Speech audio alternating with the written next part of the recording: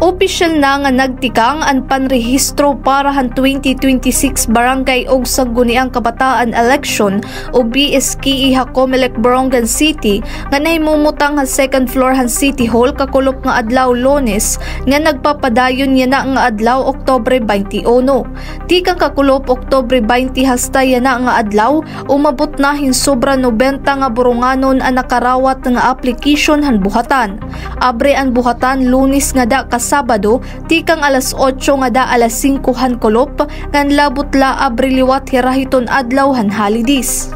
Ana edad hindi 18 anyos o sobra pa pwede na magparehistro como regular voters samtang ang 15 kutob 17 anyos kwalipikado nga magparehistro ha SK.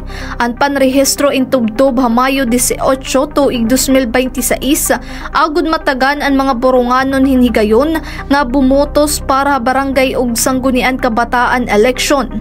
Han mga maparehistro magdarahin government issued ID ngan ha mga estudyanteng waray pa government issued ID pwede magdarahin school ID o library ID.